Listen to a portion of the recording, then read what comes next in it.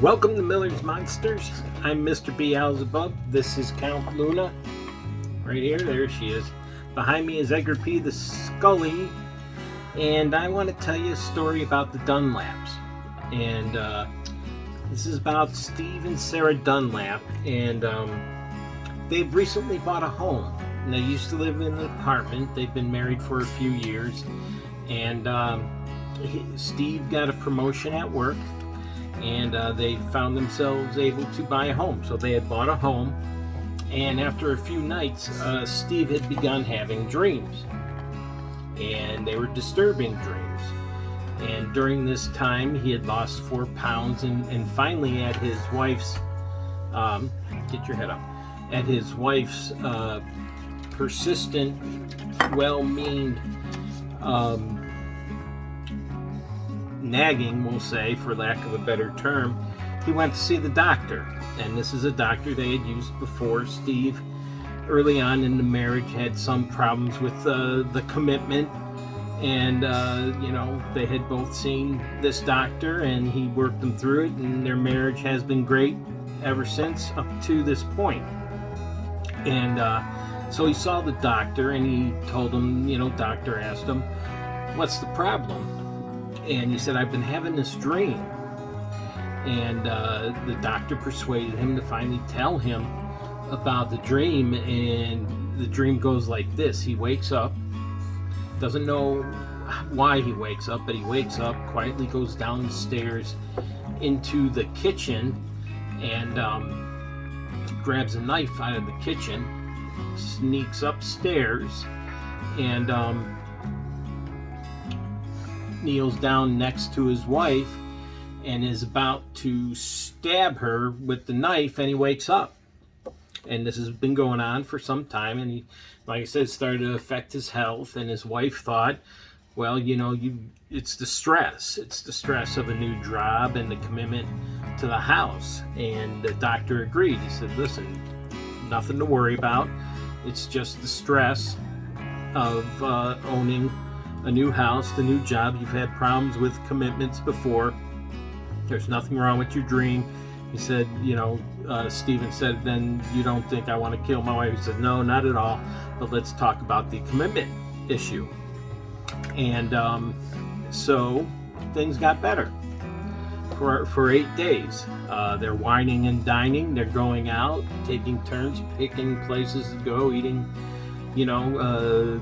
Chinese, Italian, Greek food.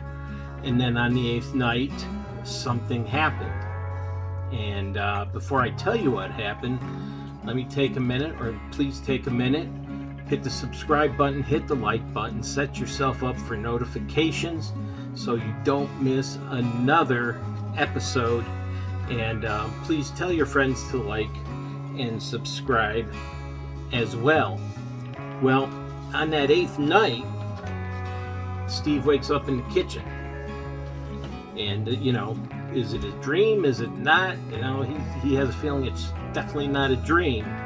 And he's in the kitchen, and he grabs a knife out of the kitchen and quietly walks back upstairs, kneels next to his wife on the bed, and something happened, and his wife started screaming, and she wakes up to see him in the corner, knife on the floor, all balled up and just, carrying on.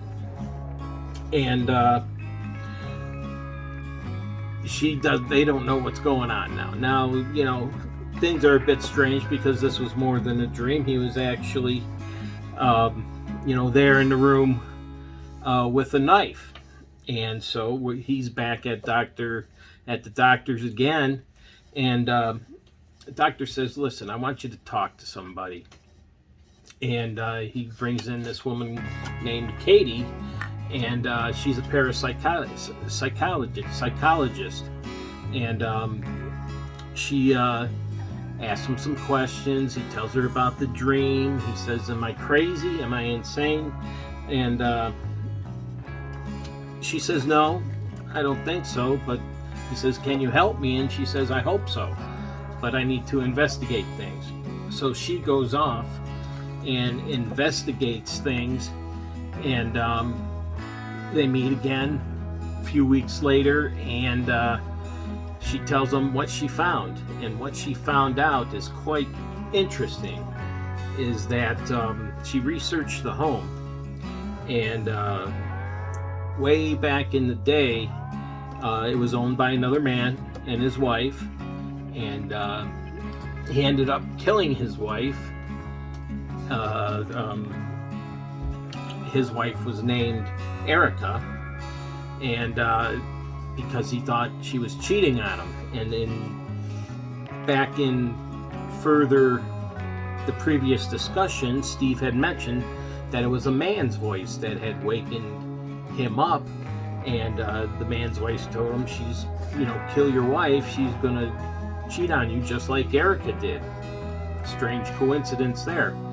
But the rest of the story about the elder man and Erica is he killed his wife, and he was a construction worker, and he was building stuff on a cemetery. So we saw the perfect setup, barrier there, and everything would be fine, no one would suspect a thing, and he would call the police and report her missing. So he does so, but the police are suspicious right away because this man has had a violent past. So they put a stakeout on him, and they follow him for days and days on end. And what they notice is he's going to this same spot in the construction area, drop by it several times a day. And finally, he stops, gets out, walks up to the spot where he buried his wife, and starts talking crazy at his wife, as people would talk to someone that had recently passed away or in the grave. And he's telling her, I'm glad I killed you, you were cheating on me. And in the meantime, the police officer had snuck up and heard all this and goes to put him under arrest. Well, being the violent man that he was, he turns and shoots the officer in the chest, but the officer was able to get 3 shots off, killing the man. He falls down dead on top of his wife's grave. So Katie relates that story to Steve, and they're like, well, what do I do? And she's like, there's only one thing you can do, and that's, get an exorcism. So they perform an exorcism at the house, and neighbors report hearing god-awful screaming from the house, which apparently was the demon. And after 2.5 hours, the demon is exorcised, and they lived happily ever after in that house ever since, and now have 2 children. So again, it doesn't pay to build near cemeteries or on cemeteries. Quite an interesting story, and just something to keep you up at night.